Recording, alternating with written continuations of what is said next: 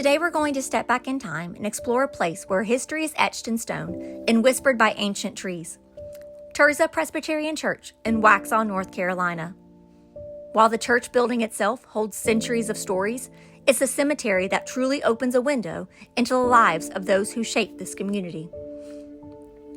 Tirzah's roots stretch back to the late 1700s, founded by resilient Scotch-Irish immigrants who brought their Presbyterian faith to the Carolina frontier. Though worship took place informally for years, Tirzah Presbyterian Church was officially organized in 1804. From these humble beginnings, Tirzah grew, becoming a spiritual and social anchor for the Waxhaw settlement. But to truly understand Tirzah, you must walk among its silent residents. The Tirzah Presbyterian Church Cemetery is not merely a burial ground. It's a vast, open-air archive spanning over 2 centuries. As you wander through, you'll find headstones ranging from simple, weathered fieldstones to more elaborate, sculpted monuments, each telling a piece of a larger story. The earliest graves here are incredible. Some date back to the late 1700s, even before the church's official organization, often marked by plain, unengraved rocks or barely legible inscriptions. These belong to the very first settlers, the pioneers who cleared the land, built the first homes, and established a framework for this community. You might find the resting places of Revolutionary War veterans, their service sometimes noted with a simple symbol or a faded inscription. Think of these stories as early Americans could tell, of hardship, courage, and the birth of a nation. As you move through different sections, you can observe the passage of time. The early 19th century markers often feature more formal script. By the mid-1800s, marble and granite became more common.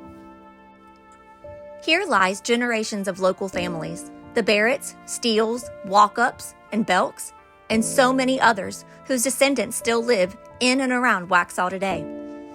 Each name on a stone represents a life, a family, and a contribution to the fabric of this region. You'll see evidence of epidemics with multiple family members, sometimes buried within a short span. A stark reminder of the fragility of life in earlier centuries. Like most churches of the era, Tirzah's congregants included both free white members and enslaved African Americans. While they attended services, their experience within the church was separate and unequal. In the woods bordering the main cemetery, marked by a handmade rock wall, though not formally marked with the same headstones as the main section, lies what is historically known as the slave cemetery. This area, often let in a more natural state, holds the graves of the enslaved people who lived, worked, and died in this community. Their graves are typically identified by rough fieldstones, sometimes just depressions in the earth. These are the final resting places of individuals whose names may never be fully known to us. Later in the 19th century, after emancipation, many African American families, seeking their own space for worship and community, established independent churches, such as the Bethel Presbyterian Church, just a short distance away. This marked a new chapter, but the shared historical roots, including the experiences of worship within the Tirzah and the silent presence of the slave cemetery, forever bind these stories together. The Tirzah Presbyterian Church Cemetery, with its long rows of marked graves and the somber reflective space of the slave cemetery, offers a profound and tangible connection to the past.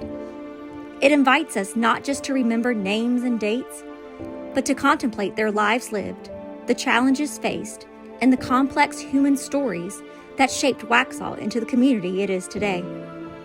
When you visit, take a moment to absorb the profound history held within these sacred grounds of Tirzah Church Cemetery.